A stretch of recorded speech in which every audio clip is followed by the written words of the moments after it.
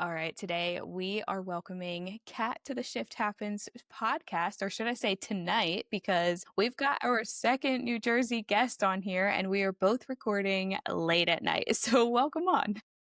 Thank you. Well, luckily I'm a night owl. You're much better tonight than to this morning, I promise. Yeah, so it is a good night here to get into your healing and what that looked like because it's not your typical fluffy like, oh, I just did this and this healed. I feel like you did everything right. You did the therapy, you did the meds, you did the programs, but instead of healing, you started to lose yourself. So take us through that. What did it feel like to realize that nothing was actually working?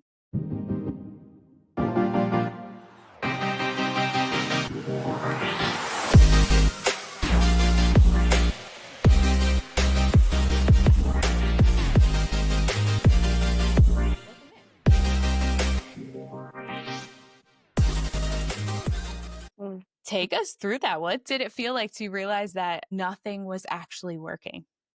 It's terrifying. I mean, there's no Right. other way to put it. I mean, it's, the feeling of suicide comes from the intersection of worthlessness and hopelessness.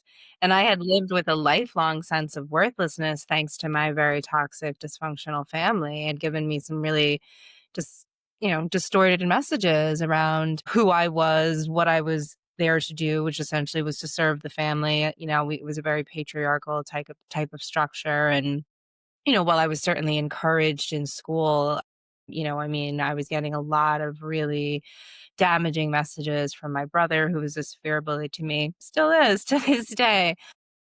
And my mother, unfortunately, had undiagnosed and untreated mental illness, and that manifested, very much so in her parenting ability. And then my father also had a ton of anxiety from his own abusive childhood. So I'd already gotten some really distorted messaging around that. But I still would have called my mental health normal until I became a mom. As you know, motherhood is Right? a shift, you might say.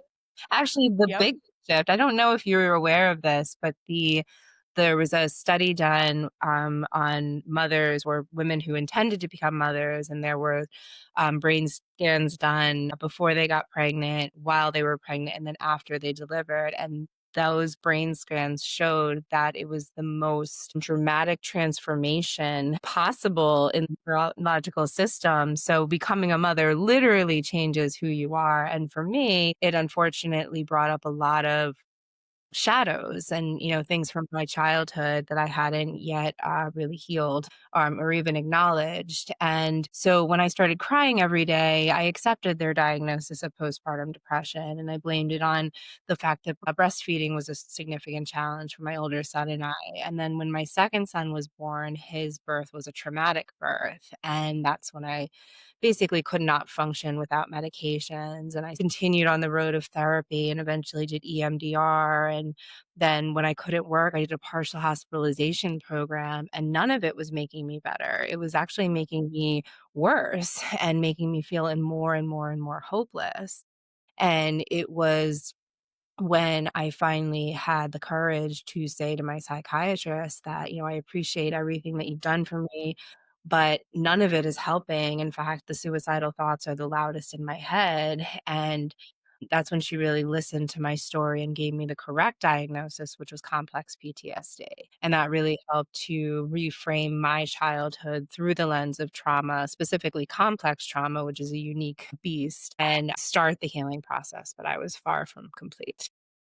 Yeah, isn't it funny that motherhood gets portrayed as like this beautiful thing? And while it definitely is, don't get me wrong, it has a way of, ooh, it is a mirror. It's a mirror to everything you never even thought to deal with, but it brings those shadows, like you said, and you're like, whoa, wait a second, where did this just come from? This is supposed to be my beautiful introduction to motherhood, and here I am struggling every day to even get out of bed. So I understand that one.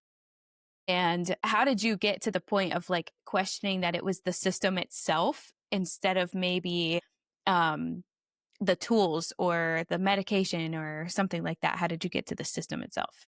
Yeah, well, I didn't start to fully question that until about a year after my complex PTSD diagnosis. Well, the first thing that really shifted for me in getting that diagnosis was getting me off of the pharmaceuticals that for me were honestly worse than the symptoms they were treating. The side Oh, effects yeah. from each one was so intolerable to me that when I confided in my psychiatrist that I had been using cannabis on the side, and it was honestly the only thing that was making me feel any better. That's when she told me that it was actually a legitimate trauma treatment. And with the complex PTSD diagnosis, I could get a medical card. At that time in New Jersey, that was required for cannabis. It no longer is, as a lot of states are, it's recreational. But at the time, a medical cannabis card was required, and I did that, and then went through over a year of DBT, which stands for dialectical behavior therapy skills training, which much like yoga, which is something that I had learned to teach in 2016. I had actually started my business and called it Zen Mom Yoga because the only thing I ever intended to do as a business owner was have a side hustle to my physical therapy career because I was a PT, had been a PT for 15, 16 years at that point and never really saw myself changing that, although I certainly had my frustrations with healthcare and things of that nature. But, I still didn't plan on, doing what I'm doing now. But what happened was that because I was practicing yoga regularly and teaching it at the specific studio, and in 2018, they announced that they were hosting a spirit medium, I was highly offended by that because I was an atheist at the time. I had been raised Yeah. Catholic. And, my faith had died along with my father when I was 21 years old. And this is now 18 years later. And I had essentially, you know, committed my life to a career that really did help people. I never felt like I needed God for morality or anything of Right. that nature. I felt like a God that wouldn't accept me into heaven because I didn't go to church on Sundays wasn't really a God I wanted to spend much more time believing in. And I just became very scientifically minded and very atheistic, like proudly so. And so when this yoga studio that I really considered a sacred space said that they were hosting a spirit medium, like I said, I was very offended by it. And I decided I was going to buy a ticket and I was going to figure out how this guy was getting such rave reviews. Yeah, right. Everyone was so excited to have him. He was so good, so they said. And I'm like, sure, fine. Like, worst case scenario, I reconnect with my dead dad, but not gonna happen. Right. Right. Yep. I go in as a total skeptic. And the first thing, I'm really expecting to meet somebody who's doing a really bad thing. So, like, you expect bad people to look like bad people. Right. I Yep. walk in, he's just like super charming and cute and, this beautiful smile. And he greets me warmly and he shakes my hand. He goes, "Wow, do you do Reiki?" And I was like, "No, like, I'm a physical therapist and a yoga teacher." Mhm. And he goes, "No, no, you're like me, a healer, and you could do what I do." And I was like, "Oh, okay, you say that to all the girls. You're just charming me." Yeah. Yeah. So the yoga manager said, he didn't say that to anybody else. So I took note of that and, went into the studio with, again, total skepticism, not expecting anything to come of this. And his assistant comes in and says that he's going to pray to the angels and he'll be in to channel for us all. And I literally start rolling my eyes. I'm looking around the circle thinking, "Who's buying this? I can't believe this is, like, happening right now." And then the doors open and he walked in, and it felt as though the top of my head opened and a shower of electricity started flooding into my crown chakra with such intensity that it was completely overwhelming, but the word crown chakra, had no meaning to me at that point. I, again, was very atheistic and Western minded in my beliefs and my training. Then he would move close to me and I literally would start sweating. And he would walk far away from me and I would start shivering and like, wrapping myself in blankets to the point where the people around me were concerned and asking if I was okay. And I said, "I'm clearly not okay, but I don't know what's going on. I can't explain to you what I'm feeling right now." And, so I'm literally doing yoga poses and breathing just to tolerate what I'm feeling. And then the medium, his name is Mitch Ott, he goes to the top of the circle and he tells this really relatable story about his own severe struggles with mental illness, with drugs, with alcohol. He was homeless for a time. His parents had no idea where he was living. He got help, he got sober. And about 2 years after he got sober, he came across two mediums who told him that he was really special and that he was going to have a spiritual awakening and he should hold on because he was still, struggling day to day. And he did have a spontaneous spiritual awakening while reading a Tony Robbins book, and he received all of his gifts intuitively. And he, luckily for him, had parents who believed him. At that point, he was well into his 20s. He was actually working to help others, in the, sobriety realm. So at that point, they were, I think, just Yeah. so happy he was alive and that he was back. Right. When he came down the stairs and said, "Hey, mom, guess what? I just met all my angels." She said, "Okay, fine.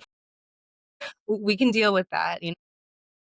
And he's an incredible medium, and he just gets up, and for each and every one of us, the 20s, who were in the workshop, he channeled our loved ones with such specificity. The details that he gave us were just not things that you could look up, and it became so obvious to me that not only was I speaking to my grandfather who had passed away when I was 6 and my dad when I was 21, this is now 18 years later, that he wasn't just telling me things that had happened prior to their death, but literally like the week before this, and had been aware of me throughout like physical therapy school and my early marriage and motherhood and all of that. So between what I felt that day, what I experienced in the form of the reconnection to my loved ones, and then the fact that he had seen the gift in me and I felt it in my own body. He and I were connected,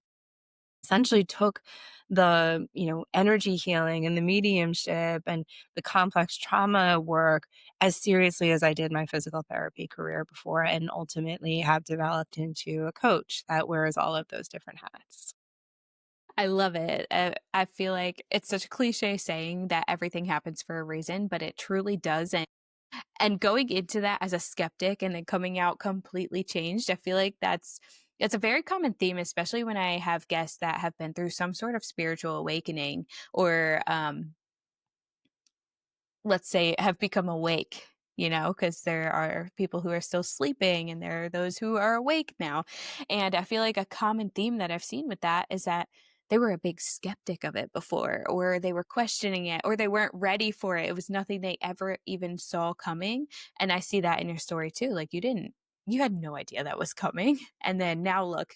Is I was arrogant that I would never ever again seek God. And to be fair to myself, that version of me, I have never looked from the religious version of God. I am not religious. I don't believe that God is a judgmental white man in the sky, who's happens to agree with Republican conservative politics. I just not buying that.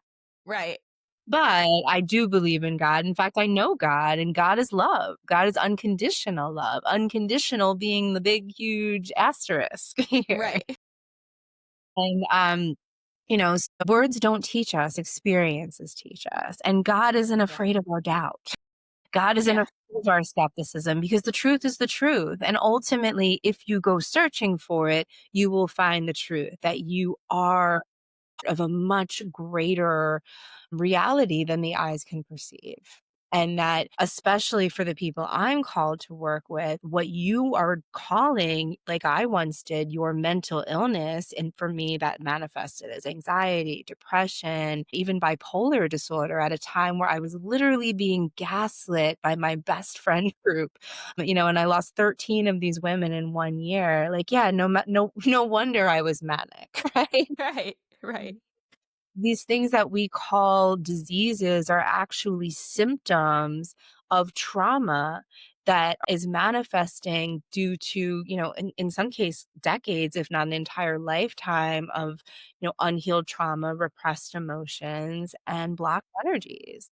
And when you are in a Western healthcare system that does Yes. not validate it, much less pay for it, Right. and you don't have access to these spiritual healing tools, many of which are ancient, Yeah. it's not this is not modern or woo-woo, this is ancient wisdom. And when you have access to that, then you, like me, can actually make it to the other side of trauma stronger. But unfortunately, because these tools are either unavailable or inaccessible due to cost, we're losing way too many people to suicide, to alcoholism, to drug overdoses, and to homicides as well. And I'm just really tired of people talking about a problem that they're unwilling to think differently to solve.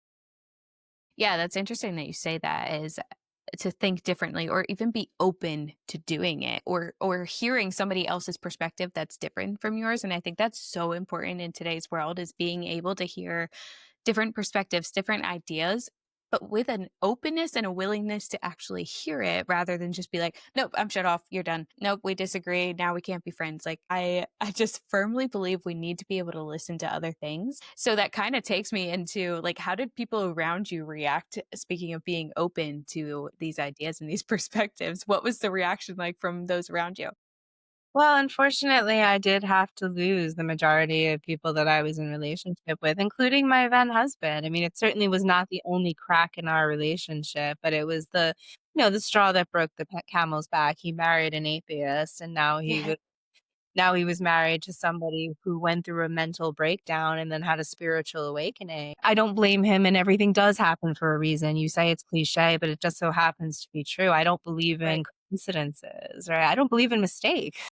I think we're Yeah. always learning exactly what we need to learn and doing what our souls intend for us in that moment in order for us to learn the lessons that we need to learn for soul expansion. The universe doesn't care about your comfort, it cares about your growth.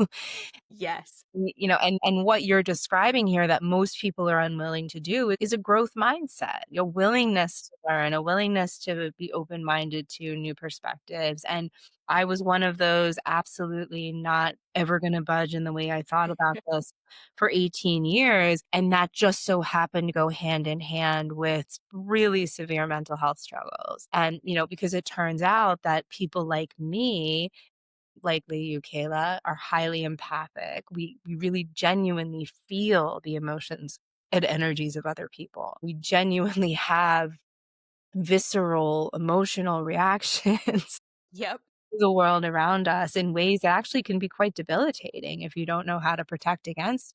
And also, we're highly intuitive. I mean, I had my first psychic experience when I was 6 years old and correctly predicted my brother would be injured about 20 minutes before it happened. And that was never talked about because it was the 90s and we were Catholic. Yeah. Right. It wasn't validated, but had it been, it would have literally saved me decades because things like clairsentience, the ability to feel energy, clairvoyance, the ability to see energy or spirit, audience, the ability to hear spirit, and the claircognizance, the ability to know or receive downloads from spirit. It's very real, whether you believe in it or not. It's very real. The If you don't believe in it and you just so happen to be a psychiatrist or a psychologist, you could very well be pathologizing something that's actually a gift. And Right. that's where I come in to really, for people who are willing to be open minded to new perspectives and understanding their mental health through the spiritual lens and treating it through the practical application of spiritual tools and teachings, then I am happy to help.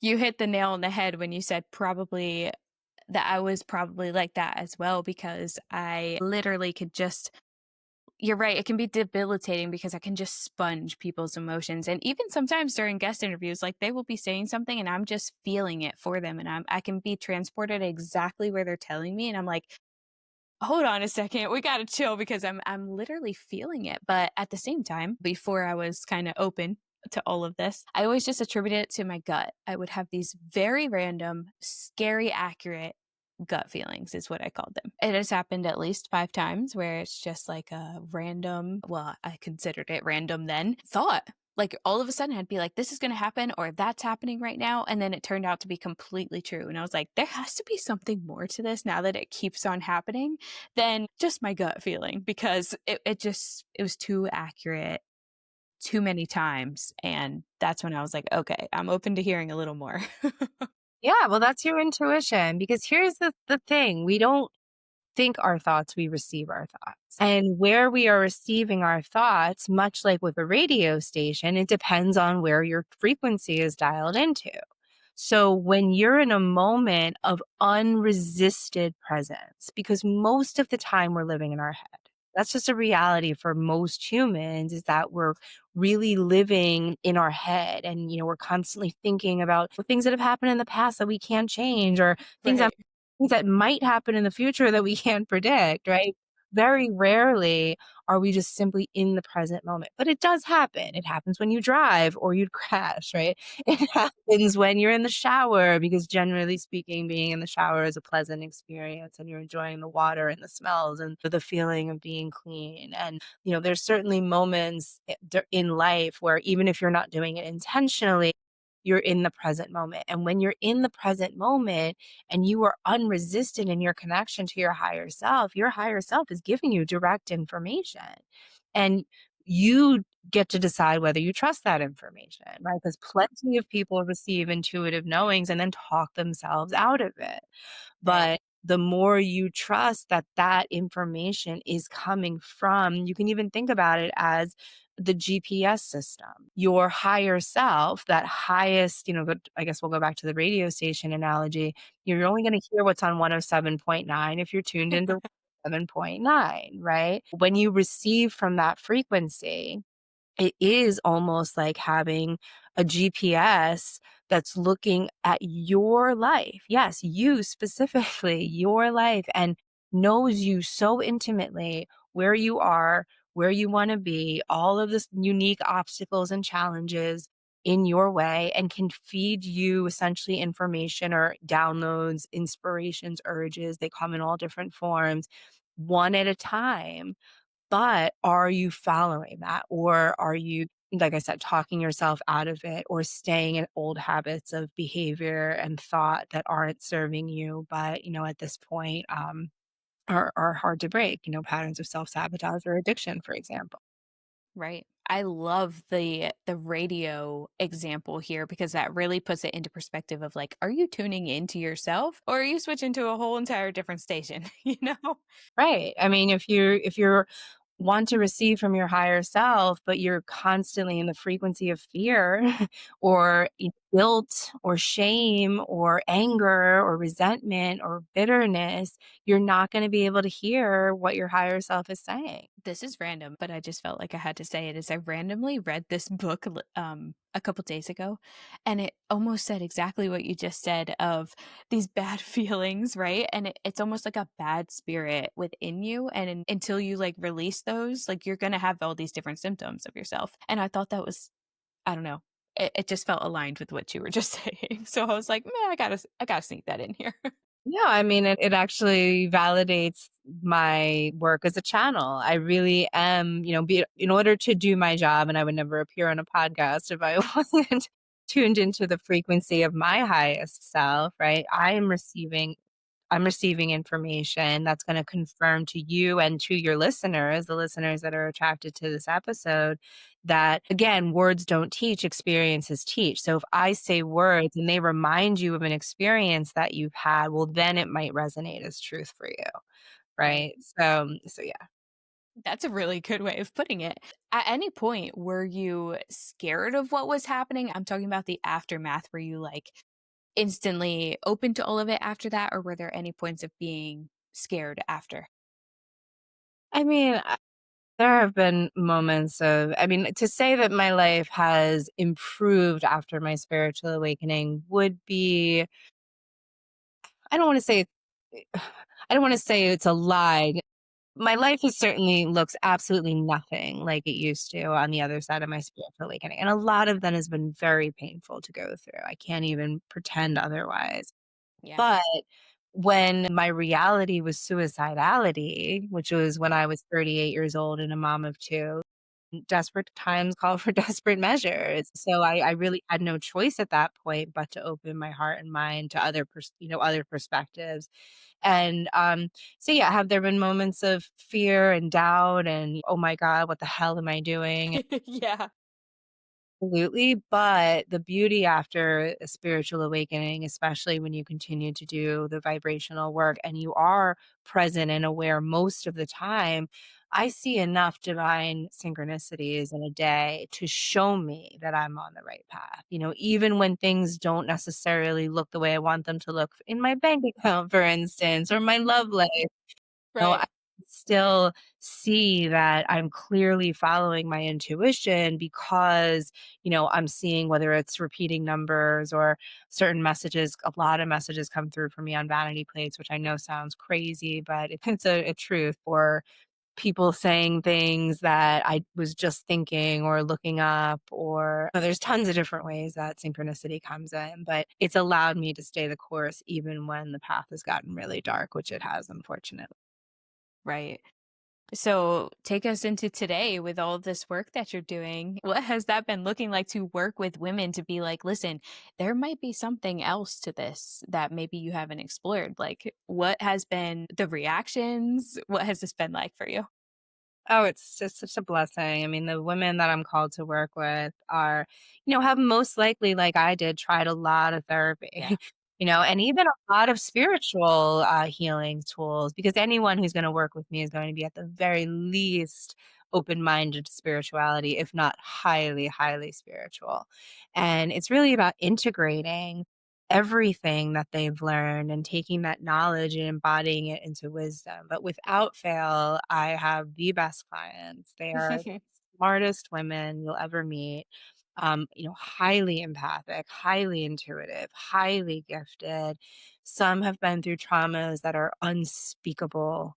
Right. Others, more moderate in the trauma history, but, are just chronically people pleasing and perfectionism and things that just keep us really stuck. And one of my biggest success stories in my highest level program, which is the Empath Empowerment Program, is my client Taylor, who she finished her 6 months and immediately signed up for another year because she was just so thrilled with the progress that she made in that 6 months, and she went from 90% of her thoughts being suicidal when we first started, and she had bet that had been her reality for over a year at that point. Within 2 weeks, she said she felt a huge shift, and within 8 weeks, she was, really having no suicidal thoughts at all, and it's just gotten better and better and better from there. I know that I'm helping women because I hear their feedback every day. For the people who are for me, we make progress and we make progress quickly. I have to ask you because I love to insert this question for anybody, any of my guests that talk about spiritual awakenings or anything related to spiritual or like the 5D dimension, all of these things. Okay. I love to ask each and every one of you what you would say to skeptics or people that are like, this is all woo woo, or this is not real. This is false, like things like that, because I myself have heard tons of it. So I love to insert that here because it feels like you're talking straight to them. Like, okay, here's your chance. Let me let you shine for a minute. Here you go.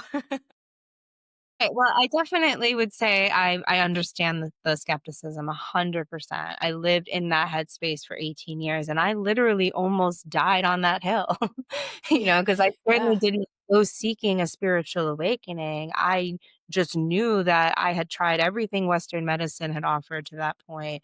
It wasn't helping and healing me. It was making me feel more and more hopeless. Necessity essentially is the mother of invention, right? When I knew leaving Earth wasn't an option because I was a mom of 2, and it's not so much that I thought I was a good mom. In fact, I did not think I was a good mom. It was part of my suicidality. However, I at least could get to the logical loop of, well, the trauma that I experienced in my childhood, was pretty moderate compared to a parent killing themselves. So Yeah. how and I struggled so deeply. How could I actually do that and then believe that my boys were gonna be just fine on the other side of it? So I just knew I couldn't leave them, in that space, essentially. Right. So I had to figure it out. So while I do validate the skepticism, I don't spend that much time anymore trying to convince. Ooh, that's good. Because the people who are ready to change are ready to change. And the people Right. who were dig their heels in, and trust me, I was engaged to this person.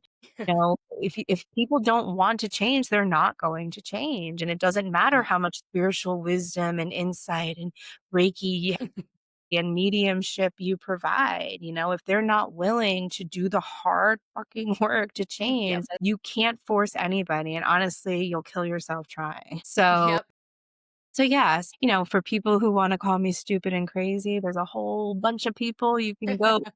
link up with who agree with you. And, for those who are hear my words and it resonates as truth because you've had experiences now through your own perhaps journey with therapy and EMDR and even perhaps a partial hospitalization program and all these different classes of medications not giving you the results that you were looking for, and then maybe even different spiritual healers who claim they had the answers and didn't give you the results that you were looking for. I trust that the people who are meant to learn from me are going to do so, and I don't really put that much time or energy into convincing anybody of anything at this point.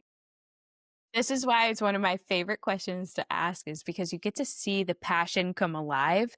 You get to see them totally just maybe you weren't expecting this question, maybe you were, but I just love to ask it because you get to see it in you be like, "You know what? Like it's fine if you don't because I'm not trying to convince you of this. I know who's going to accept this and I know who's not." So, that's why this is one of my favorite questions to ask. Also just to provide that for people who are maybe on that fence. They're like, Maybe I could be a little open to this. Maybe I could start listening." And then they hear you say that and they're like, "Okay, I'm all in now." You know? Yeah, one of my clients, Katie, she actually heard me on a show back in September of 24 and Ooh. wrote my name down and put it in her file of when I'm ready to do the work, she's the one for me, and then she contacted me out of the blue, like, in June of this past year. So yeah, when the student is ready, the teacher appears, as the saying. Ooh. I love that. I love that. That's certainly not mine, like, ancient Buddhist teaching or something. I'm not taking credit for that one. Good is that you had that experience as well to relate to this because that's exactly what I mean is somebody can hear this and totally just jump on board with this. So, you've said that your mission is to give others a new perspective on mental health and addiction. What do you want people to know that you wish somebody had told you years ago? That mental health and addiction struggles don't appear out of a vacuum, right? You're not broken and crazy. You're traumatized and likely really, really gifted. But until you understand that you're more than a human body and an overthinking, honestly terrified mind, because your mind, and another word for mind is the ego. Your ego mind forms from your trauma. It forms from your earliest memories. And for me, unfortunately, that was a traumatic, dysfunctional, neglectful, and abusive environment. And that's the reality for a lot of people, of the vast majority of people. And this comes straight from the Adverse Childhood Experiences study, which is a landmark study that came out in 1995. The vast majority of adults have experienced at least one adverse event or childhood trauma significant enough to be impacting their current mental and physical health. It's a Right. true public health crisis. So when you realize that you're more than a body and you're more than a conditioned, in many ways, programmed mind, and that truly you're a soul and that you're experiencing that soul not in this ethereal theoretical way, but your emotional body, for example, is is how you feel the dissonance between your soul frequency, that highest level radio station, right? Because that part of you is always at that highest frequency, which is why it feels so crappy to be in the AM stations, which that feels like despair, anxiety, depression, fear, bitterness, anger, anything Right. in that lower vibrational doesn't feel fun to feel feelings. You're so you're so misaligned with the source of who you are, which is your unconditional love, the part of you that never dies, the part of you that's eternal, the part of you that deliberately came to this earth to learn lessons, in some cases, very painful lessons, because it was for your growth and expansion and that of the entire collective. Because we are one consciousness. These are realities, and they're realities that I've come to know on my own, through some really, really hard battles with mental health and spiritual awakening and all that entails. And I just aim for anyone who is interested and feels called to be the guide that helps you kind of cut through, find the shortcut through all of that and Yeah. not have to suffer and also not have to be gaslit by the Western healthcare model that tells you that the things that I'm talking about, especially when it comes to extrasensory perception, is quote unquote crazy. Crazy is simply a label that Western medicine has put on things that they can't explain and they don't understand. Right. Speaking of finding somebody to do this with and for, where can everybody connect with you outside of this podcast episode? Yeah, so my website is katschwarz.com, and that is Katschwarz. There's no T in Schwarz. Find me through my website. You can also text me at 267-679-5985. You can find me on Instagram, @Schwarz_CHS. And my email address, it's a little bit confusing, but it's cat@chsyoga.com. That's my old website. But I hope I've given you enough information there that you can find me easily. Absolutely. Well, I want to thank you so much for taking the time tonight instead of today Super. to pull back the curtain on this journey that you had this powerful spiritual awakening. And maybe I'm going to scratch maybe. I know that somebody listening to this episode is going to absolutely need to hear this and be like, this was my moment where I finally wake up to a little bit of these different perspectives and ideas. So thank you so much. Yes, and please reach out to me. We'll have a discovery call, and I really try to work within every budget. So let's not don't let costs get in the way of reaching out. I love that. Well, thank you again. Yes, thanks, Kayla.